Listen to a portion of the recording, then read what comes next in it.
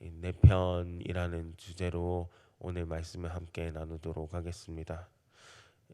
결혼하기 전에는 자상한 남자친구가 내 편이었습니다. 나는 분명 내 편과 결혼했는데 아닙니다. 결혼 후에는 남편이 남의 편입니다. 그래서 남의 편의 준말로 이 남편이 되었다라는 우스갯소리가 있습니다. 남자친구는 남의 편이 되지만 오늘 본문에는 영원한 내 편이 있다고 얘기를 합니다.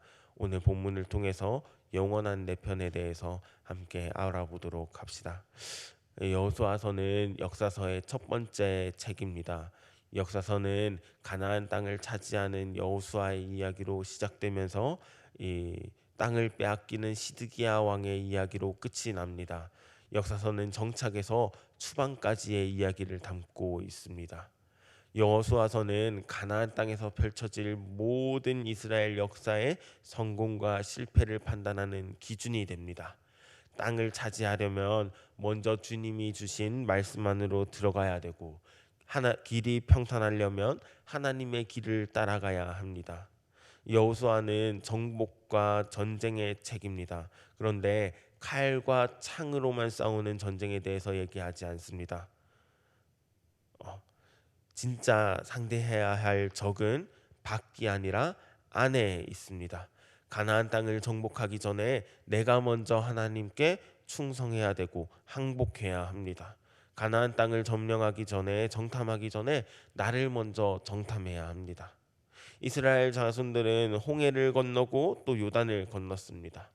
홍해를 건너면서 애굽의 노예였던 이스라엘 백성들이 하나님의 백성으로 변했고 요단을 건너면서 땅이 없던 그들이 이제 땅을 차지하게 되었습니다. 땅을 차지하는 것이 목적이 아닙니다. 그 땅에서 하나님의 뜻을 이루는 것이 바로 목적입니다. 그 뜻을 따를 때에 가나안 땅에서 흥하겠지만 그 뜻을 거역할 때에 망하게 되고 쫓겨나게 될 것입니다. 마른 땅처럼 요단을 건너온 백성들에게 기념비를 세워서 이 기억을 기억할 수 있도록 이 기억을 후세대가 기억하도록 명령합니다. 기억을 전수하는 것이 바로 신앙 교육입니다. 미래를 철저하게 대비하는 길은 미래 세대를 철저하게 가르치는 것입니다. 오늘 본문이 있는 10장 말씀은 여호와와 이스라엘의 소식을 들은 가나안 전체가 이제 비상 체제로 돌입하고 전쟁하는 과정을 말합니다. 현재 이스라엘은 길갈에 진을 치고 있었습니다. 가나안의 모두가 힘을 합쳐서 이스라엘과 대적하게 됩니다. 기브온 주민이 이스라엘에게 투항했다는 소식이 이 가나안 땅에 들리게 되고 남부 지역의 부족들과 왕이 먼저 군사 작전을 시행하게 됩니다. 이에 맞서서 이스라엘 군대 전체가 남부 전선으로 힘을 쏟게 됩니다. 가나안 남부 지역의 다섯 왕이 연합군을 결성해서 이스라엘과 전쟁하고 예루살렘 왕 아도니세덱은 주변 왕 네 왕과 동맹하여 이제 기브온을 응징하러 갑니다. 그러나 이 기브온의 지원을 요청받은 여호수아가 급하게 달려갑니다. 그때 여호와께서 여호수아에게 말씀하십니다. 저자들을 두려워하지 말아라. 내가 이미 그들을 내 손에 붙였다. 그들 가운데는 너와 맞설 자가 없으리라. 그 말을 들은 여호수아는 이 밤에 그들을 기습했고 여호와께서 그들을 호되게 치시어 혼비백산 이스라엘 앞에서 도망하게 하셨고 하늘에서 주먹과 같은 우박을 쏟으셔서 그들을 죽이셨습니다. 이것을 성경에는 이스라엘 백성의 칼에 죽은 사람보다 우박에 맞아 죽은 사람이 더 많았다고 그렇게 기록했습니다. 또한 더 나아가서 하나님이 태양을 멈추시는 그런 기적 같은 일이 일어납니다. 특별히 14절은 이렇게 표현하는데요. 여호와께서 이스라엘을 위하여 싸우셨음이라. 오늘 전쟁은 하나님이 이스라엘 편에서 싸우신 이야기입니다. 여호수아가 이렇게 싸우니 승리했다라는 이야기인 동시에 그보다 더 중요한 것이 있습니다. 하나님이 이스라엘 편에 서서 싸우셨습니다. 이 전투가 일어나고 다섯 왕은 도망하여 막게다 굴에 숨었고 여호수아는 큰 돌로 동굴 입구를 막고 이제 다섯 왕들을 끌어내어서 죽입니다. 순종하는 이스라엘 백성들을 위해서 하나님이 싸우십니다. 가나안 남부 지역의 핵심 세력인 다섯 왕과 동맹군을 격파한 여호수아는 이제 남부 지역 성읍들을 정복하기 시작합니다. 남부 지역을 지켜줄 다섯 왕들의 주력 부대가 괴멸하자 이제 전세가 기울게 되고 막게다에서 다섯 왕들을 처형한 후에 남은 이스라엘 군대를 이끌고 다섯 왕들의 성읍을 차례대로 공략하고 남은 도성을 점령하게 됩니다.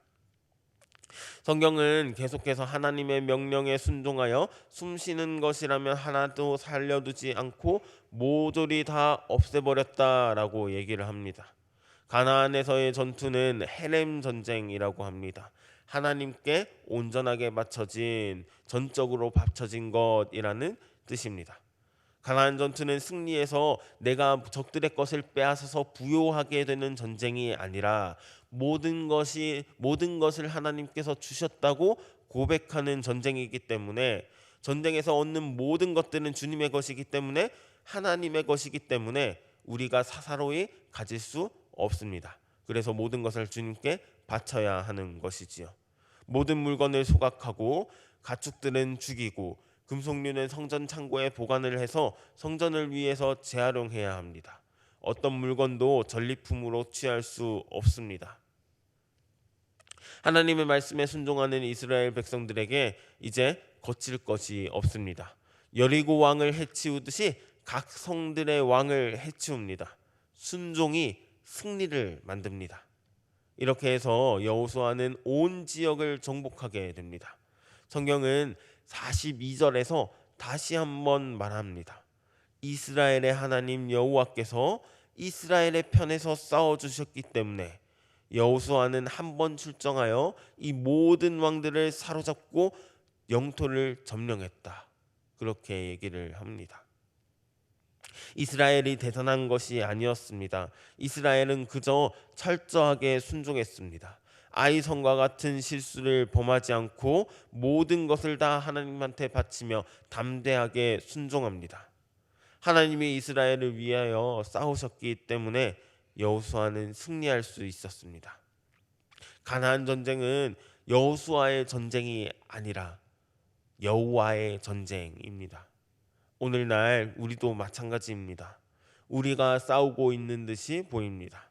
눈앞에 있는 시련에 여호수아처럼 다리가 덜덜 떨리고 어려울 따름입니다. 그런데 오늘 말씀에서 누가 나의 편이 되어 주신다고 하십니까? 하나님이 내 편이 되어 주신다고 합니다. 이 전쟁은 나의 전쟁이 아니라 하나님의 전쟁입니다. 오늘도 주님이 내 편이 되어서 싸워 주실 겁니다. 그러니 여호수아처럼 주님만 담대하게 신뢰하며 나아갑시다.